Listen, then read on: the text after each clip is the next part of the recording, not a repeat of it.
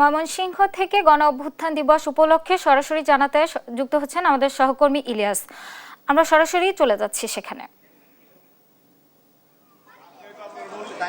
Fascist Sheikh Hasina সরকার পতনের আজকে 1 বছর। আমরা দেখেছি সেই দিবসটি কিন্তু নানা আয়োজনের মধ্য দিয়ে বিভাগীয় শহর ময়মনসিংহে পালিত হচ্ছে। অর্থাৎ সকাল 10টায় কিন্তু ময়মনসিংহ নগরীর ঢাকা ময়মনসিংহ বাইপাস সড়কে কিন্তু আমরা দেখেছি বিভাগীয় প্রশাসন, জেলা প্রশাসনের উদ্যোগে কিন্তু পুষ্পস্তবক অর্পণ করা হয়েছে। এরপরে একটি বিজয় র্যালি করা হয়েছে। এখন কিন্তু ময়মনসিংহ নগরীর টাউন হল প্রাঙ্গণে কিন্তু জেলা প্রশাসনের আয়োজনে কিন্তু বিভিন্ন অনুষ্ঠান কর্মসূচি কিন্তু আয়োজন করা হয়েছে। অর্থাৎ আজকে দিনব্যাপী কিন্তু সরকারি বেসরকারি আয়োজনে কিন্তু নানান অনুষ্ঠানমালার যে অনুষ্ঠান সেটি কিন্তু অনুষ্ঠিত হচ্ছে।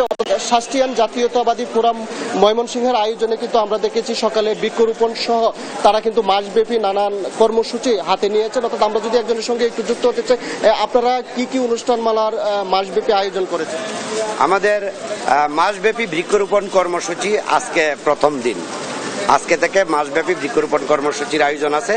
আর সেই সাথে শাহজালাল বিজ্ঞান ও প্রযুক্তি বিশ্ববিদ্যালয়ের আমাদের মূলত এটা হচ্ছে শাহজালাল বিজ্ঞান ও প্রযুক্তি বিশ্ববিদ্যালয়ের সাবেক ছাত্রদল নেতাকর্মীদের দ্বারা পরিচালিত শাস্তিয়ান জাতীয়তাবাদী ফোরাম।